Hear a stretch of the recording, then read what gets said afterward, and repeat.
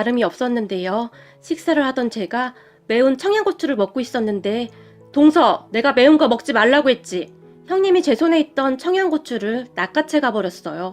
그 모습에 시어머님이 아유 인정머리도 없는 것 그걸 못 먹게 해? 아주 그냥 피도 눈물도 없는 것 이러며 형님을 노려봤어요. 그런 시어머님과 형님은 굉장히 사이가 안 좋았는데 제가 결혼 전 시댁에 인사를 갔을 때 시어머님은 처음 보던 저에게 넌 성격이 아주 좋아 보이는구나. 우리 첫째 며느리는 성격이 아주 그냥 뭐? 라고 말을 하다가는 순간 멈칫했었는데요. 시어머님은 그냥 대놓고 형님을 미워했어요. 우리 형님 성격이 굉장히 똑부러지는 성격이에요. 그러다 보니 시어머님이 뭔가를 잘못하거나 하면 그 즉시 말을 해버리고 마는 그런 사람입니다. 그리고 시어머님은 그런 형님을 항상 못마땅해 했었는데 그냥 대놓고 형님에게 싫은 소리를 할 정도였어요. 하지만 형님도 참 대단했던 것이 시어머님이 어떠한 말을 해도 눈 하나 깜빡하지 않았는데 아마도 시어머님은 그런 형님이 더욱 못마땅했던 것 같아요. 그렇게 허구한 날 시어머님은 형님에게 싫은 소리를 했지만 형님은 그저 상관하지도 않고 딴청을 부렸어요. 그리고 그런 시어머님과 형님 때문에 가족들이 스트레스를 받고 있었지만 형님은 전혀 아랑곳하지도 않았어요. 어느 날은 그런 형님에게 형님 그냥 어머님하고 잘 지내시면 안 돼요? 형님은 스트레스 이런 거 안 받으세요? 제가 물었지만 스트레스를 받긴 왜 받아? 그냥 한 귀로 듣고 한 귀로 흘리면 되는 거지. 그리고 동서도 불만 있으면 속에 담아놓지 말고 어머님한테 다 말해. 그냥 그렇게 있지만 말고 저번에도 어머님 막말하는데 왜 가만히 있어? 형님이 오히려 저에게 쓴소리를 했어요. 사실 우리 시어머님이 말을 좀 함부로 하는 경향이 있긴 했는데 그날은 저보고 너는 부모가 없어서 그런지 애가 눈치를 너무 많이 보는구나 라는 말을 했었거든요. 우리 부모님은 두 분 다 돌아가셨는데 아빠는 제가 초등학교 때 교통사고로 돌아가셨고 엄마는 제가 대학 다닐 때 암으로 돌아가셨어요. 그래서 그 뒤 저는 남동생과 둘이 살아왔고요. 그런데 시어머님은 그러한 우리 친정 환경을 잘 알고 있었음에도 간혹가다 막말을 막 함부로 했거든요. 하지만 저는 굳이 집안의 문제를 일으키고 싶지가 않아서 그냥 입을 꼭 다물어 버릴 뿐 아무 말도 하지 않았고 형님은 그 모습을 못마땅해 했었어요. 동서, 할 말은 해야 하는 거야. 어디서 그런 말을 할 수가 있어? 사람은 말이야. 해야 할 말과 하지 말아야 할 말이 있는 거야. 형님이 다시 힘주어 말을 했고 근데 저는 그냥 머리가 아파서 형님도 어머님 성격 잘 아시잖아요. 그냥 너무 피곤해서요. 참고 말자 그러는 거죠 뭐. 제가 말을 했고 형님이 고개를 절레절레 흔들 뿐이었어요. 형님 말이 맞긴 합니다. 저는 형님처럼 당차지도 못했고 불만이 있어도 그냥 꿍하고 있는 성격이었거든요. 그 뒤에도 시어머님과 형님은 계속 투닥투닥거렸고 시댁은 하루도 조용할 날이 없다고 할 정도였어요. 대부분은 시어머님이 형님에게 당하곤 했는데 그럴 때마다 어김없이 제게 전화를 해서는 네 형님이란 인간은 왜 그렇게 싸가지가 없는 거니? 시어머님의 하소연이 시작됐고요. 그렇게 저도 하루하루 지쳐만 가고 있었는데 아무 상관도 없는 저에게 왜 전화를 해서 1시간씩이나 형님 험담을 해대는지 저는 이해할 수가 없었거든요. 사실 시어머님의 말을 다 들어보면 형님보다도 이건 누가 보더라도 시어머님의 잘못이 더 컸으니까요. 시어머님은 제가 같이 형님 험담을 하길 원하셨지만 저는 절대 그러진 않았어요. 우리 형님이 겉보기로 보기에는 좀 차가운 면이 있긴 하지만 사람은 진짜 진국이거든요. 그러니까 몇 년 전에 제 동생이 많이 아팠어요. 제가 결혼한 뒤 혼자 살던 동생이 어느 날 회사에서 쓰러졌다고 했고 저랑 우리 남편이 놀라서 병원으로 뛰어갔는데 동생은 병실에 누워 있었고 며칠 동안 검사를 해보던 의사가 저를 보며 혹시 가족 중에 암 환자가 있었나요? 심각한 표정으로 물었어요. 네? 그게 무슨 말씀이세요? 저는 그때 의사의 말이 정말 너무너무 무서웠거든요. 저는 그렇게 놀란 채 있었고 옆에 있던 남편이 저기 장모님이 암으로 돌아가셨습니다. 의사에게 또박또박 대답을 했어요. 그리고 그런 남편의 말을 듣던 의사가 가만히 고개를 끄덕이다가는 암은 유전이 될 확률이 높은 병입니다. 라는 말을 했고 그런 의사의 말에 그런데 그런 말씀을 하시는 이유가 뭐죠? 제가 떨리는 목소리로 물었어요. 하지만 아마도 저는 그때 이미 알고 있었던 것 같아요. 저기 동생분이 대장암입니다. 의사가 조용히 말을 했고 네? 대장암이요? 우리 남편이 놀란 채 큰 소리로 외쳤어요. 그리고 제가 잠시 휘청거렸던 것 같은데 여보 괜찮아? 라며 남편이 저를 부축했어요. 그런 저를 보던 의사가 바로 정밀검사하고 항암치료 들어가야 할 것 같습니다. 의사는 그저 아무 표정도 없이 덤덤하게 말을 했지만 우리 가족에게는 정말이지 청천벽력 같은 소리였어요. 그 뒤 저는 몇 날 며칠을 제대로 잠도 못 잤고 잘 먹지도 못했어요. 이미 엄마의 암투병을 옆에서 다 봐왔었던지라 그게 얼마나 힘든 일인지 잘 알고 있었으니까요. 그렇게 제 동생은 암투병을 시작했고 정말 고통스러워했어요. 저는 그런 동생 옆에서 종일 병간호를 했고 착한 남편이 주말에는 교대를 해주기도 했어요. 그러던 어느 날 시부모님과 형님이 병문안을 왔는데 누워있는 동생을 살짝 보고 밖으로 나가던 시어머님이 난 이래서 병원 오는 거 싫다니까. 괜히 내가 아파지는 것 같다니까. 라며 인상을 찌푸렸어요. 그리고 그런 모습을 보던 남편이 엄마, 아픈 사람도 있는데 그게 무슨 소리야? 버럭 소리를 질렀어요. 아니 그렇잖아. 저 정도면 암이 집안 내력인 거다. 미쳐도 언제 어떻게 될지 모르는 거야 이거사. 그러니까 너도 당분간 애는 갖지 마. 시어머님이 병실 밖에서 말을 했고 제가 병실 밖으로 나가려다 그만 그 소리를 다 듣고 말았는데요. 그 상황이 어찌나 서럽던지 눈물만 뚝뚝 떨어졌어요. 그런데 그런 시어머님의 말을 듣던 형님이 어머님, 때와 장소를 가려서 말씀하셔야죠. 제발 말씀 좀 조심해서 해주세요. 시어머님에게 마구마구 쏟아내버렸어요. 뭐? 지금 너 시애미한테 뭐라고 한 거니? 얘가 보자 하니까 너 진짜 못돼 처먹었구나. 어디서 시애미한테 그런 막말을 해? 시어머님이 소리를 쳤고 지금 막말을 한 건 제가 아니라 어머님이세요. 동서랑 동서 동생이 친자식이었어도 그렇게 행동하셨을까요? 사람에게는 최소한의 도리라는 것이 있는 겁니다. 예의를 지키셔야죠. 위로는 못해줄 망정 지금 그게 할 소리세요? 형님도 지지 않고 시어머님을 나무랐어요. 그리고 그 모습을 지켜보던 시아버님이 여기서 소란 피우지 말고 빨리 가자고. 큰애야 너도 그만 가거라. 아픈 사람 두고 이게 뭐하는 짓이야. 시어머님을 모시고 병원 밖으로 나가셨고 제가 조용히 눈물을 흘리고 있었는데 형님이 다시 병실로 들어와서는 울긴 왜 울어. 지금 동생한테는 동서밖에 없으니까 눈물바람 하지 말고 정신 바짝 차려. 조용히 제 눈물을 닦아주었고 저는 그만 형님 품에 안겨서 펑펑 눈물을 흘리고 말았어요. 형님은 그렇게 한동안 저를 안아주었고 그 뒤에도 자주 병실에 들러서 동생과 제 건강 상태까지 체크했어요. 병원에 올 때마다 제가 먹을 것을 형님이 많이 준비해오곤 했고 어느 순간부터는 제 동생과도 꽤 친해지게 되었는데 그날도 동생이 먹고 싶다는 것을 사서 병실로 들어왔어요. 형님도 힘드실 텐데 너무 애쓰지 마세요. 안 그러셔도 형님 마음 잘 알아요. 라며 제가 다시 눈물을 글썽이고 있었고 그런 우리의 모습을 보던 제 동생이 저기 고맙습니다. 근데 제가 호칭을 뭐라고 해야 할지 동생이 머뭇거리며 물었는데 여기서 내가 나이가 잘 많으니까 그냥 큰 누나라고 불러요. 우리끼리 있을 때는 그렇게 부르죠 뭐. 그게 뭐가 그렇게 중요하다고. 라며 형님이 활짝 웃었고 아니 그래도 사돈인데 어떻게 그래요. 동생이 수줍게 웃었는데요. 난 남동생이 없으니까 남동생 하나 생겨서 좋은데요? 라며 망고를 깎더니 자 먹어봐요. 망고 먹고 싶다고 했죠? 내가 완전 싱싱하고 맛있는 거 고르느라 마트 가서 몇 번을 보고 샀는지 몰라요. 항암 치료하려면 잘 먹어야 한다고 하니까 많이 먹어요. 라고 말을 하더니 동생 입에 망고를 넣어줬어요. 참 신기했던 것이 제가 뭘 좀 먹으라고 하면 입맛 없다며 잘 안 먹던 동생이었는데 우리 형님이 입에 넣어주면 넙죽넙죽 잘도 받아먹었어요. 그런 형님에게 어찌나 고맙던지 지금 생각해도 눈물이 앞을 가리네요. 형님이 저와는 조금 달랐던 것이 저는 아픈 동생 눈치 보느라 늘 노심초사였는데 형님은 달랐어요. 가끔은 강한 어투로 동생을 야단치기도 했는데 먹어야 해요. 의사가 그랬잖아요. 무조건 잘 먹어야 한다고. 라며 동생 입에 넣어주곤 했어요. 음식을 먹다가 동생이 토하기도 했지만 괜찮아요. 항암 치료가 원래 다 그렇대요. 그러니까 놀랄 거 없어요. 라며 강한 모습을 보였어요. 그렇게 형님은 병원에 자주 들렀는데 제가 다 놀랄 정도로 자주 왔다 갔다 하면서 챙겨줬어요. 남편도 그런 형님을 보며 그동안 형수님 말투가 워낙 냉랭해서 사실 불편했었는데 요즘 보니 형수님 진짜 대단해 보여. 앞으로 형수님한테 정말 잘하려고 라는 말을 할 정도였어요. 하지만 시어머님은 그 뒤 다시 찾아오지도 않았고 물론 전화 한 통도 없었어요. 다만 어느 날 시어머님이 남편에게 전화를 했는데 병원비는 어떻게 할 거야?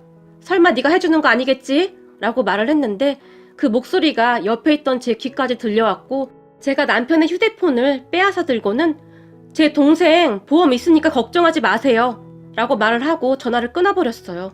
정말 징글징글 하더라고요. 그런 시어머님에게 남편도 정이 떨어졌던지 내가 어릴 때부터 느낀 건데 엄마는 공감 능력이 많이 떨어지는 것 같아. 형이랑 내가 정상인 게 신기할 뿐이야. 라는 말을 할 정도였어요.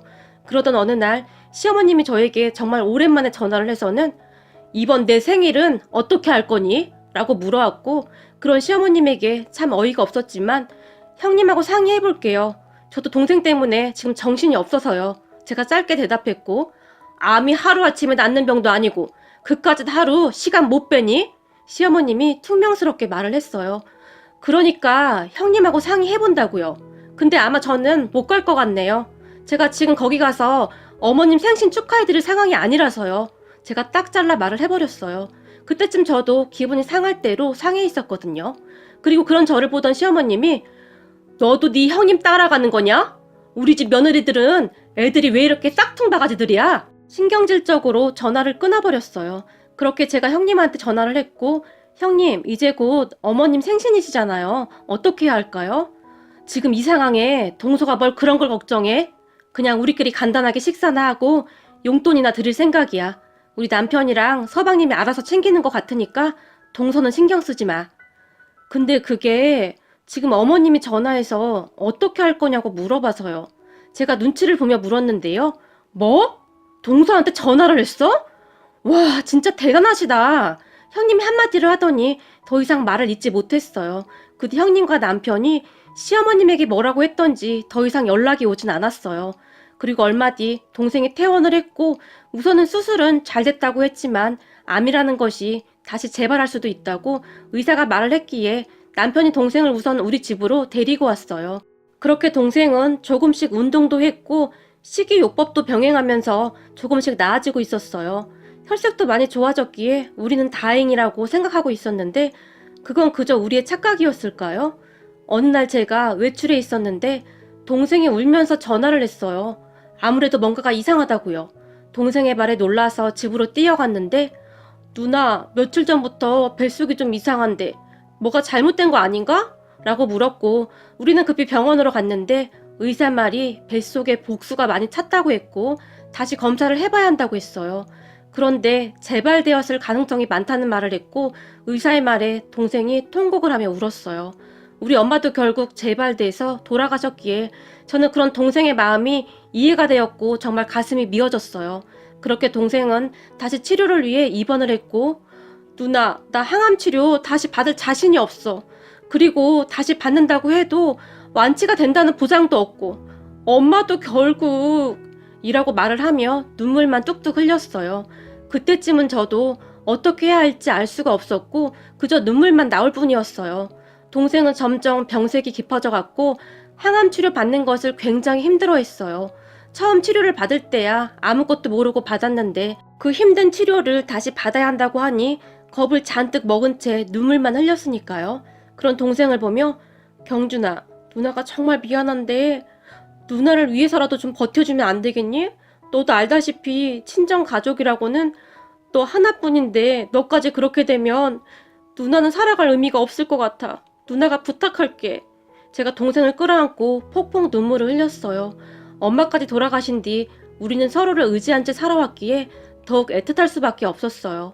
하지만 암이라는 병은 동생을 그냥 놔두지 않았고 병이 더욱 심해져 갈 뿐이었어요. 누나, 나 항암 치료 그만 받고 싶어. 동생이 애원을 할 정도였으니까요.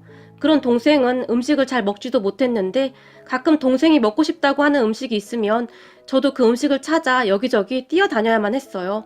먹고 싶은 거 있다고 하면 그냥 다 먹이세요. 의사가 제게 그 말을 하고 갔는데 그 말이 저한테는 비수로 꽂혀버렸고 저는 매일같이 동생이 먹고 싶다는 음식을 찾아 헤매다녔어요. 물론 어렵게 구해와도 많이 먹지도 못했지만 단 한 입이라도 먹는 것을 보면 제 마음이 편해졌으니까요. 그런 우리 곁에 항상 형님이 계셨는데 평생을 갚아도 다 갚을 수 있을까 싶을 정도로 형님에게 감사한 마음뿐입니다. 어느 날은 동생이 갑자기 수박이 먹고 싶다고 하는데 한겨울이었기에 수박 찾기가 쉽지가 않았어요. 백화점과 마트에 전화를 했지만 다 팔리고 없다는 말만 했거든요. 그렇게 병원에 왔던 형님에게 요즘 겨울이라 수박이 많이 안 나오나 봐요. 백화점도 그렇고 마트도 그렇고 수박이 없다고 하네요. 제가 이 근처를 벗어나기도 힘들고 남편도 회사 근처에서 알아본 모양인데 없다고 하네요. 동생이 며칠 전부터 수박이 먹고 싶다고 노래를 부르는데 마음이 너무 아파요. 제가 울먹였고 형님이 그런 저를 보며 나도 한번 알아볼 테니까 기다려봐 라는 말을 하고는 돌아갔는데, 그런데 다음날 아침 형님이 병원에 다시 왔는데 한겨울이었음에도 불구하고 이마에 땀이 송글송글 맺혀 있었어요. 그런 형님에게 형님 왜 이렇게 땀을 흘리세요? 제가 물었는데요. 형님이 에코백을 꼭 끌어안고 있었는데 동서 내가 찾았어. 내가 찾았다고 라며 형님이 에코백을 제게 건넸는데 무엇이 들었는지 묵직했어요. 형님 이게 뭐예요? 제가 놀라서 물었는데요. 수박이야 그거. 우리 동네 백화점에 하나 있다고 해서 내가 아침부터 엄청 뛰어가서 사온 거야. 제철이 아니어도 수박을 찾는 사람들이 꽤 많다나 봐. 그래서 금방 소진된다고 하더라고. 몇 개 들어오지도 않는다고 하니까. 그래서 내가 얼마나 뛰었는지 몰라. 학교 다닐 때 달리기 하는 거 제일 싫어했었는데 알고 보니 내가 달리기를 엄청 잘하더라. 얼른 가서 먹이자. 형님이 가쁜 숨을 내쉬었어요. 그런 형님을 보는데 왜 이렇게 눈물이 쏟아지던지 저도 모르게 형님을 꼭 끌어안고 말았어요. 형님 정말 감사해요. 저는 그저 그 말만 되뇌일 뿐이었어요. 아니 울긴 왜 울어. 빨리 들어가자. 형님이 그런 저를 잡아 끌었고 병실로 들어가 형님이 수박을 먹기 좋게 썰어서 동생 입에 넣어줬는데 그동안 아무것도 먹지 못했던 동생이 수박을 입에 넣고는 수박 진짜 먹고 싶었는데 마지막으로 수박은 먹고 가네 라고 중얼거렸어요. 그 말에 제 눈에서 다시 눈물이 비 오듯이 쏟아졌는데 수박 진짜 맛있다. 정말 너무너무 먹고 싶었어요. 감사해요 큰 누나. 동생이 형님을 보며 말을 했고 그 순간 형님이 고개를 돌려 눈물을 닦아냈는데 누나들 울지 마. 비록 내 삶이 너무 짧았지만 누나들이 있어서 정말 행복했어. 그리고 내가 내내 생각한 건데 큰 누나가 전생에 진짜 내 누나였던 것 같아. 난 왜 자꾸 그런 생각이 드는 거지? 동생이 힘겹게 말을 했어요. 그리고 얼마 후 동생은 우리 모두가 지켜보는 가운데 조용히 눈을 감았는데 눈을 감기 며칠 전 큰 누나 나까지 가면 작은 누나 혼자니까 큰 누나가 작은 누나 좀 잘 챙겨주세요. 나는 먼저 가 있을게요. 둘이 오래오래 살다가 나중에 하늘나라에서 봐요. 동생이 작별 인사를 했는데 결국 우리 형님도 눈물을 참지 못한 채 소리내어 울었어요. 그렇게 동생이 이승에서 먹은 마지막 음식이 수박이 되었는데 형님 덕분에 그 먹고 싶다던 수박을 먹고 가서 조금이나마 마음의 위안이 되었어요. 장례를 치르는 동안에도 형님 부부가 곁에서 끝까지 지켜줬고 형님의 여동생까지 와서는 이것저것 챙겨줬어요. 비록 동생은 떠나갔지만 항상 옆에서 챙겨주는 소중한 사람들이 있어서 저는 살아갈 힘을 얻었답니다. 그런데 우리 시어머님은 동생을 떠나보낸 저에게 어떠한 유리의 말도 하지 않았는데 정말이지 인정머리라고는 눈꼽만치도 없는 그런 분이셨어요. 그런 시어머님에게 저도 정이 떨어질 대로 떨어져 버렸고 웬만한 일에는 시댁에 가지 않게 되었어요. 그러던 어느 날 시어머님이 우리 집에 쳐들어오셨는데 네 동생 그렇게 된 건 동생 팔자가 그런 건데 언제까지 그렇게 병든 닭처럼 누워만 있을 거냐?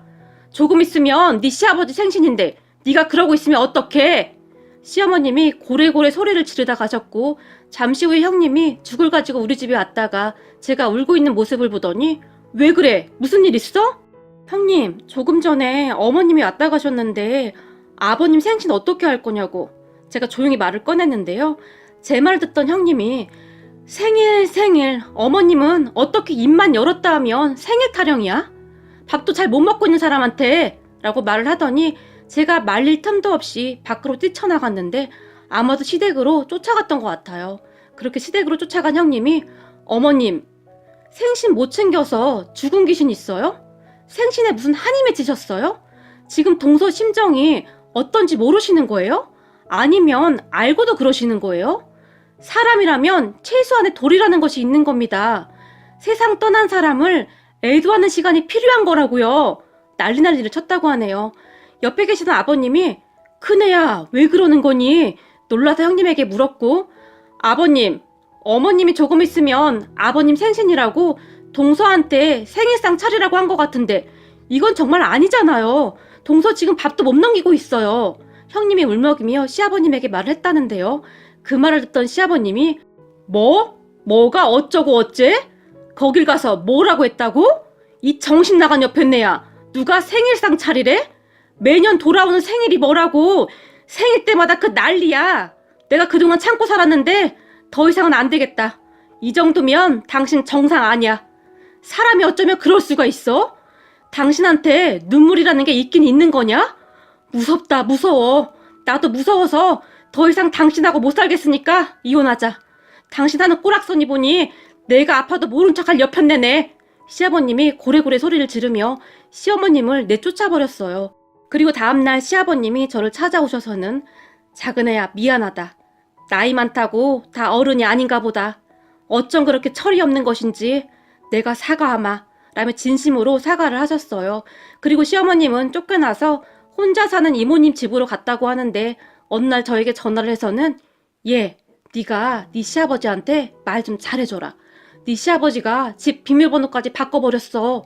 언제까지 이러고 있을 수도 없고 네가 잘 좀 말해주면 안 되겠냐? 라고 물었지만 어머님, 제가 말씀드린다고 아버님이 어디 듣기나 하시나요?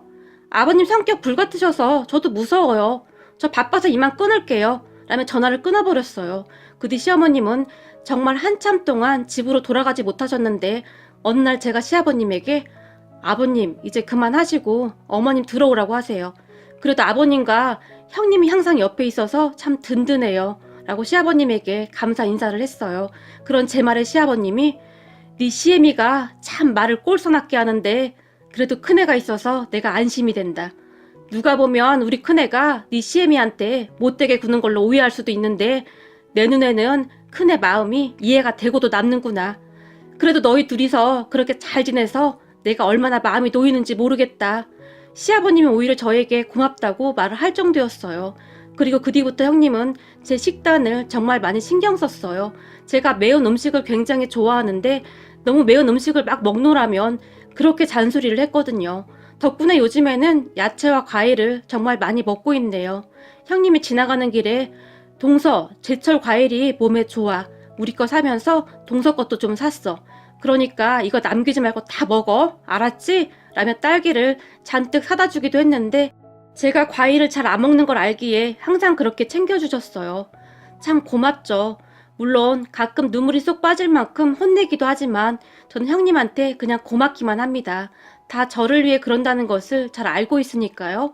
어느 날은 형님이 내가 가끔 세게 말할 때도 있어서 동서가 혹시 상처받을까봐 걱정이 되긴 하지만 동서도 내 동생이나 마찬가지야. 난 동서랑 오래오래 건강하게 살고 싶으니까 내 말 잘 들어야 해. 형님이 제 손을 꼭 잡고 말했어요. 비록 친정가족은 없었지만 형님에게 의지하며 외롭지 않게 살고 있답니다. 그리고 우리 시어머님이 집으로 돌아오시긴 했는데 요즘은 가족들 눈치 보느라 조용하시네요. 물론 요즘도 가끔 막말을 툭툭 하시다가는 시아버님이 눈에 힘을 주어 째려보면 내가 또 막말을 했지. 이놈의 주둥아리를 어떻게 할 수도 없고 라며 형님과 제 눈치를 보신답니다. 시어머님에 대한 앙금이 모두 다 사라진 건 아니지만 서로서로 노력하며 살아가고 싶습니다. 그렇게 조금씩 정말 가족이 되어갈 테니까요. 형님, 항상 감사해요. 저도 형님한테 정말 잘하도록 노력할게요.